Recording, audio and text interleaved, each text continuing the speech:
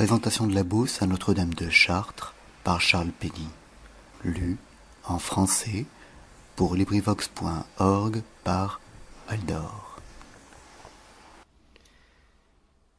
Étoile de la mer, voici la lourde nappe, et la profonde houle, et l'océan des blés, et la mouvante écume et nos greniers comblés. Voici votre regard sur cette immense chape. Et voici votre voix sur cette lourde plaine, et nos amis absents, et nos cœurs dépeuplés. Voici le long de nous nos poings désassemblés, et notre lassitude, et notre force pleine. Étoile du matin, inaccessible reine, voici que nous marchons vers votre illustre cour, et voici le plateau de notre pauvre amour, et voici l'océan de notre immense peine. Un sanglot rôde et court par-delà l'horizon. À peine quelques toits font comme un archipel. Du vieux clocher retombe une sorte d'appel. L'épaisse église semble une basse maison. Ainsi nous naviguons vers votre cathédrale.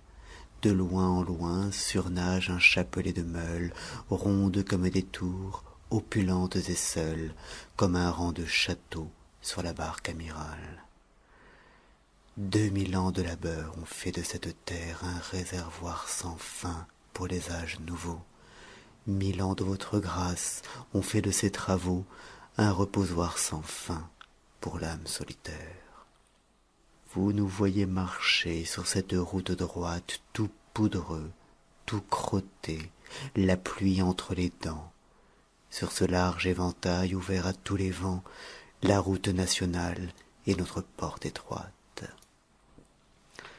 Nous allons devant nous, les mains le long des poches, sans aucun appareil, sans fatras, sans discours, d'un pas toujours égal, sans hâte ni recours, des champs les plus présents vers les champs les plus proches.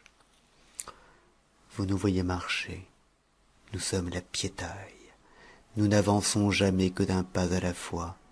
Mais 20 siècles de peuples, et 20 siècles de rois, et toutes leurs séquelles, et toutes leurs volailles, et leurs chapeaux à plumes avec leurs valetailles, ont appris ce que c'est que d'être familier.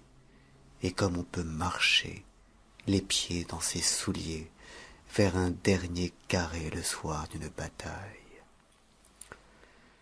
Nous sommes nés pour vous au bord de ce plateau, dans le recourbement de notre blonde Loire, et ce fleuve de sable et ce fleuve de gloire n'est là que pour baiser votre auguste manteau.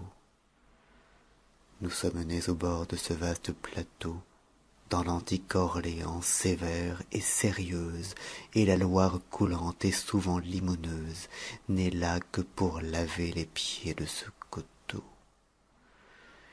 Nous sommes nés au bord de votre plate Beauce, et nous avons connu, dès nos plus jeunes ans, le portail de la ferme, et les durs paysans, et l'enclos dans le bourg, et la bêche, et la fosse.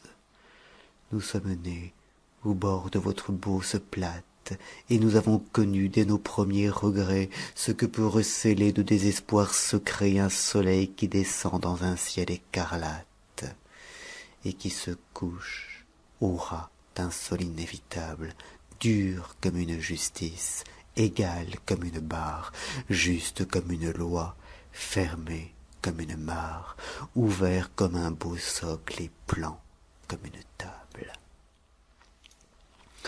Un homme de chez nous, de la glèbe féconde, a fait jaillir ici d'un seul enlèvement, et d'une seule source et d'un seul portement, vers votre Assomption la flèche unique au monde. Tour de David, voici votre tour Bosseronne, c'est l'épi le plus dur qui soit jamais monté vers un ciel de clémence et de sérénité, et le plus beau fleuron dedans votre couronne. Un homme de chez nous a fait ici jaillir, depuis le ras du sol jusqu'au pied de la croix, plus haut que tous les saints, plus haut que tous les rois, la flèche irréprochable et qui ne peut faillir.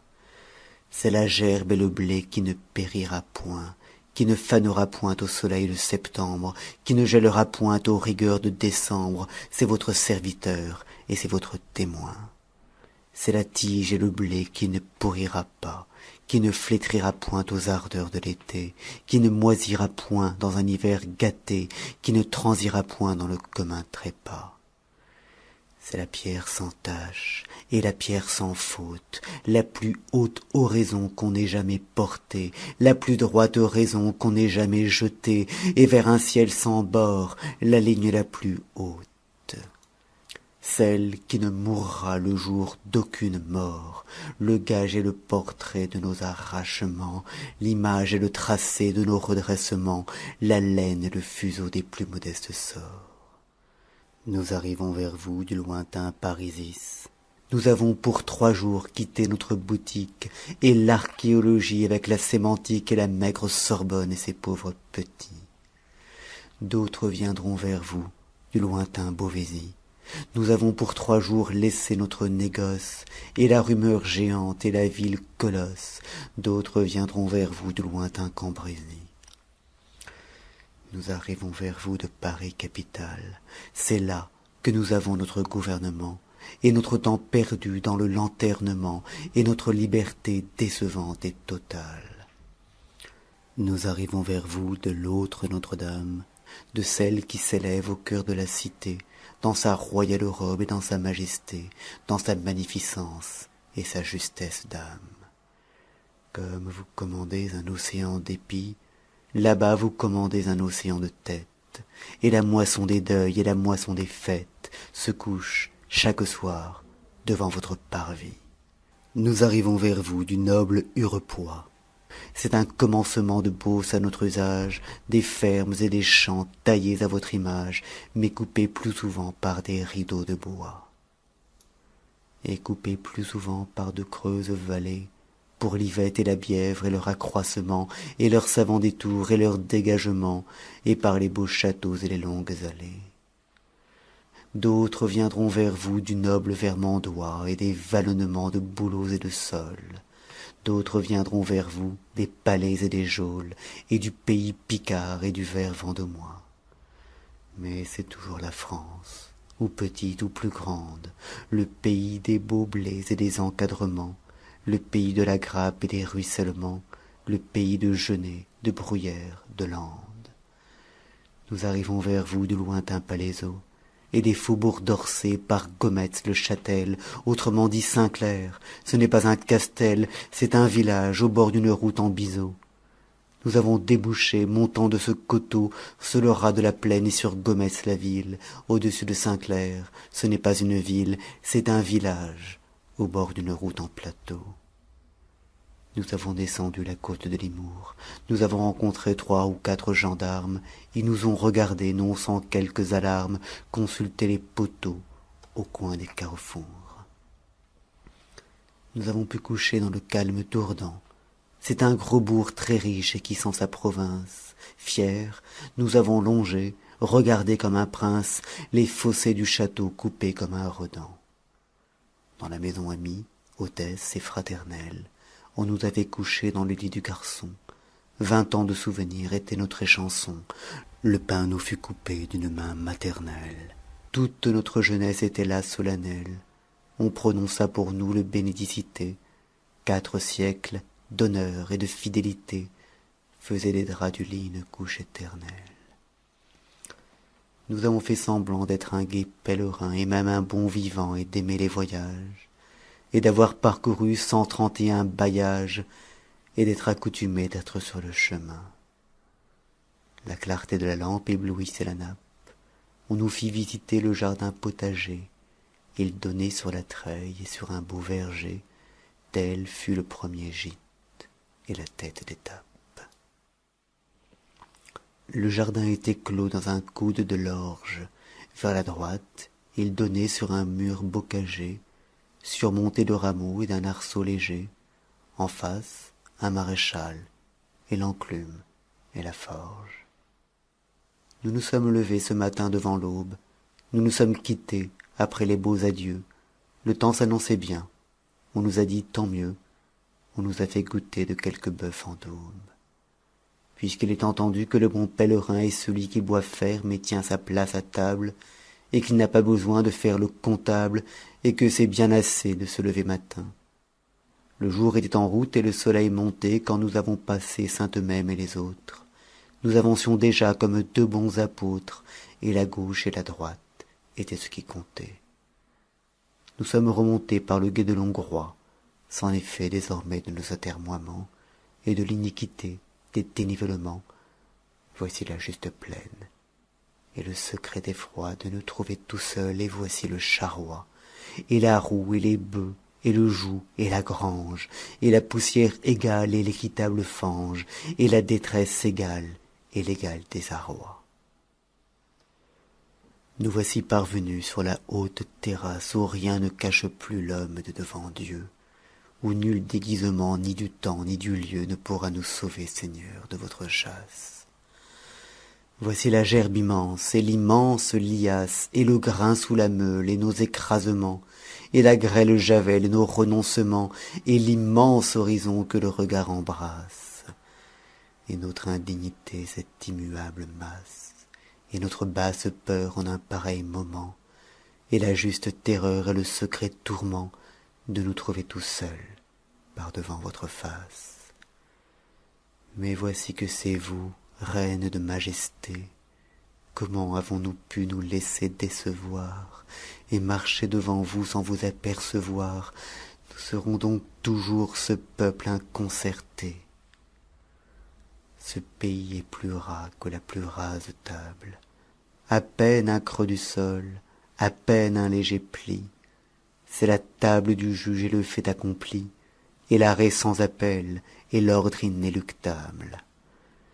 Et c'est le prononcé du texte insurmontable, et la mesure comble, et c'est le sort empli, et c'est la vie étale et l'homme enseveli, et c'est le héros d'armes et le sceau redoutable. Mais vous apparaissez, reine mystérieuse, cette pointe là-bas dans le moutonnement des moissons et des bois, et dans le flottement de l'extrême horizon, ce n'est point une yeuse, ni le profil connu d'un arbre interchangeable, c'est déjà plus distante, et plus basse, et plus haute, ferme comme un espoir sur la dernière côte, sur le dernier coteau, la flèche inimitable. D'ici vers vous, ô reine, il n'est plus que la route. Celle-ci nous regarde, on en a fait bien d'autres. Vous avez votre gloire et nous avons les nôtres. Nous l'avons entamée, on la mangera toute. Nous savons ce que c'est qu'un tronçon qui s'ajoute au tronçon déjà fait, et ce qu'un kilomètre demande de jarret, et ce qu'il faut en mètres. Nous passerons ce soir par le pont et la voûte, et ce fossé profond qui cerne le rempart. Nous marchons dans le vent coupé par les autos. C'est ici la contrée imprenable en photo, la route nue et grave allant de part en part. Nous avons eu bon vent de partir dès le jour. Nous coucherons ce soir à 2 pas de chez vous, dans cette vieille auberge où, pour 40 sous, nous dormirons tout près de votre illustre tour. Nous serons si fourbus que nous regarderons, assis sur une chaise auprès de la fenêtre, dans un écrasement du corps et de tout l'être, avec des yeux battus, presque avec des yeux ronds, et les sourcils haussés jusque dedans nos fronts, l'angle une fois trouvé par un seul homme au monde, et l'unique montée ascendante et profonde, et nous serons recreux, et nous contemplerons. Voici l'axe, et la ligne, et la géante fleur. Voici la dure pente et le contentement. Voici l'exactitude et le consentement, et la sévère larme, ô reine de douleur. Voici la nudité, le reste est vêtement. Voici le vêtement, tout le reste est parure. Voici la pureté, tout le reste est souillure. Voici la pauvreté, le reste est ornement. Voici la seule force et le reste est faiblesse. Voici l'arrêt unique et le reste est bavure, et la seule noblesse et le reste est ordure, et la seule grandeur et le reste est bassesse. Voici la seule foi qui ne soit point parjure. Voici le seul élan qui sache un peu monter. Voici le seul instant qui vaille de compter. Voici le seul propos qui s'achève et qui dure. Voici le monument, tout le reste est doublure. Et voici notre amour et notre entendement, et notre port de tête et notre apaisement, et le rien de dentelle et l'exacte moulure. Voici le beau serment, le reste est forfaiture. Voici l'unique prix de nos arrachements, le salaire payé de nos retranchements. Voici la vérité, le reste est imposture. Voici le firmament, le reste est procédure. Et vers le tribunal voici l'ajustement, et vers le paradis voici l'achèvement, et la feuille de pierre et l'exacte nervure. Nous resterons cloués sur la chaise de paille, et nous n'entendrons pas, et nous ne verrons pas, le tumulte des voix, le tumulte des pas, et dans la salle en bas l'innocente ripaille. Ni les rouliers venus pour le jour du marché, ni la feinte colère et l'éclat des jurons, car nous contemplerons et nous méditerons d'un seul embrassement la flèche sans péché. Nous ne sentirons pas ni nos faces raidies, ni la faim, ni la soif, ni nos renoncements, ni nos raides genoux, ni nos raisonnements, ni, dans nos pantalons, nos jambes engourdies. Perdus dans cette chambre, et parmi tant d'autels, nous ne descendrons pas à l'heure du repas, et nous n'entendrons pas et nous ne verrons pas la ville prosternée aux pieds de vos autels. Et quand se lèvera le soleil de demain, nous nous réveillerons dans une aube lustrale, à l'ombre des deux bras de votre cathédrale, heureux et malheureux et perclus du chemin. Nous venons vous prier pour ce pauvre garçon qui mourut comme un sot au cours de cette année, presque dans la semaine et devers la journée où votre fils naquit dans la paille et le son. Ô Vierge, il n'était pas le pire du troupeau, il n'avait qu'un défaut dans sa jeune cuirasse, mais la mort qui nous piste et nous suit à la trace a passé par ce trou qu'il s'est fait dans la peau. Il était né vers nous dans notre Gâtinais, il commençait la route où nous redescendons, il gagnait tous les jours tout ce que nous perdons, et pourtant c'était lui que tu te destinais. Ô mort, qui fut vaincu en un premier caveau, il avait mis ses pas dans nos mêmes empreintes, mais le seul manquement d'une seule des craintes laissa passer la mort par un chemin nouveau.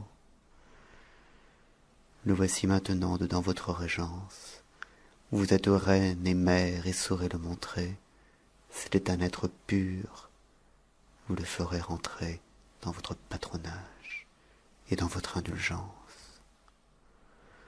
Ô reine, qui lisez dans le secret du cœur, vous savez ce que c'est que la vie ou la mort, et vous savez ainsi dans quel secret du sort se coud et se découd la ruse du traqueur. Et vous savez ainsi sur quel accent du cœur se noue et se dénoue un accompagnement, et ce qu'il faut d'espace et de déboisement pour laisser débouler la meute du piqueur.